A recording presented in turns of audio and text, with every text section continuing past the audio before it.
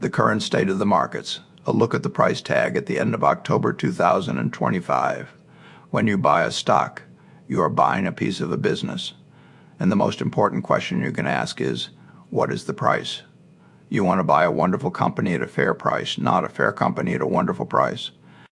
Our job today is to look at the price tags on the world's biggest businesses, all bundled together in stock market indices. To do that, we will use a simple but powerful measuring tape called the cyclically adjusted price-to-earnings ratio, or the CAPE ratio for short. Now, do not let the fancy name fool you. It is just common sense. A standard PE ratio is like judging a farmer by 1 year's harvest. It could be a bumper crop or a drought year. The CAPE ratio is smarter. It is like judging that farmer by his average harvest over an entire decade. It takes the price of the market and divides it by the average of 10 years of earnings, adjusted for inflation. This gives us a clear, long-term view of what we are actually paying for a company's proven earning power. To understand if today's price is high or low, we compare it to history using a percentile. If a market is in the 90th percentile, it has been cheaper than it is today 90% of the time in its recorded history. It is historically expensive. If it is in the 20th percentile, it has been cheaper only 20% of the time. It is historically cheap. With that tool in hand, let's take a walk around the world and see what things cost. The global picture. The entire forest. Before we look at individual trees, let's look at the whole forest. The All-Country World Index represents the global stock market. Its CAPE ratio is now 30.2, sitting at the 89th.7th percentile.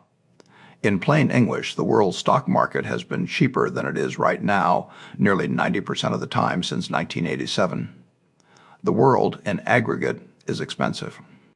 This does not mean it will fall tomorrow, but it does suggest the easy money from rising valuations has likely been made.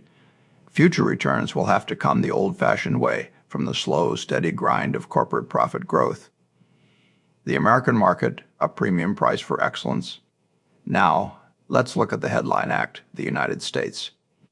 The S&P 500 has a CAPE ratio of 39.9. That places it in the 98.7th percentile. Let me be clear, based on data going back to 1880, the U.S. market has been cheaper than it is today over 98% of the time. It is in rarefied air, trading at levels seen only at the very peak of past manias. This is an extremely expensive market. You are paying a premium price for a collection of magnificent businesses.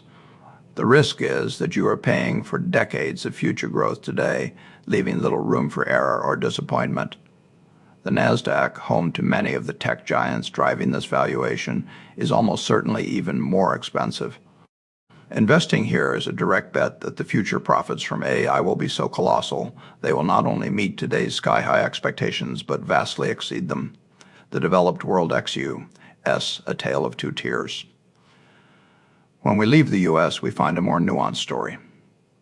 The developed world XU, SU, has a CAPE of 20.6, which is only in the 54th.6 percentile, almost perfectly middling by its own history.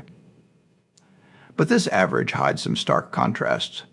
The expensive cohort, some developed markets, are quite pricey on their own terms. The Netherlands, at 29.0, or the 89th.2nd percentile, and New Zealand at 26.4, or the 91st.2nd percentile, stand out as particularly expensive.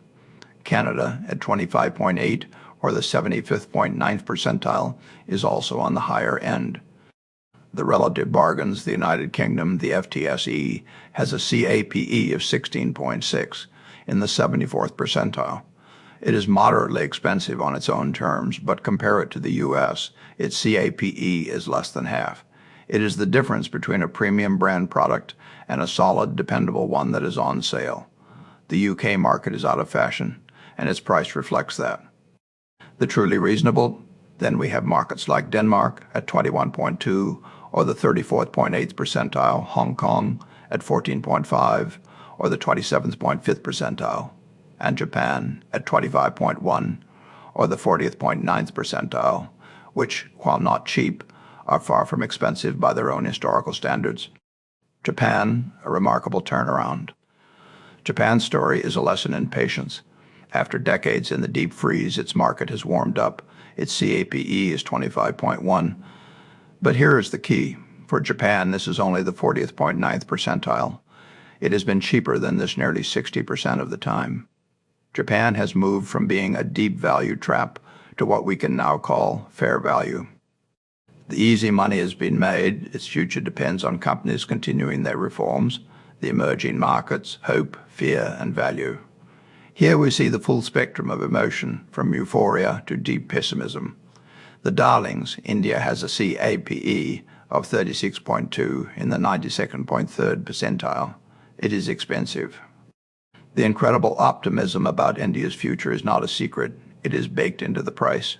You are paying for that dream today. Similarly, Taiwan is at its absolute historical peak with a CAPE of 33.4, the 100th percentile. The punished, China, is the opposite.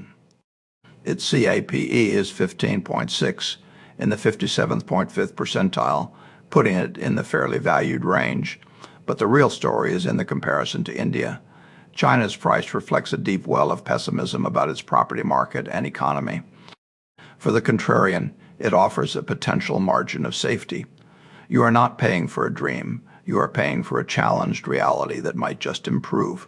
The bargain bin, look at Brazil at 9.7 or the 14th.2nd percentile, Turkey at 7.1 or the 9th.2nd percentile, and Indonesia at 14.0 or the 13th percentile. These markets are not just fairly priced, they are historically cheap. They are priced for fear, offering a potentially wide margin of safety for the brave investor willing to bet on a turnaround. Conclusion: the discipline path. So, the map is clear. The United States, India, and Taiwan are markets of hope and high prices. The United Kingdom and much of Europe are markets of caution and relative discount. Japan is fair, and China, Brazil, and Turkey are bets on a turnaround, each with a very different risk profile. The old rule holds: be fearful when others are greedy, and greedy when others are fearful. The data shows you exactly where the greed and fear live right now. And remember the final, crucial truth for the long-term investor: the market is a master of testing your patience, not your intelligence. An expensive market can stay expensive for years, rewarding those who simply stay in their seat. And a cheap market can stay cheap for even longer, punishing those who try to be too clever. Your job is not to outsmart the market's every mood, but to outlast them with steady, unshakable discipline.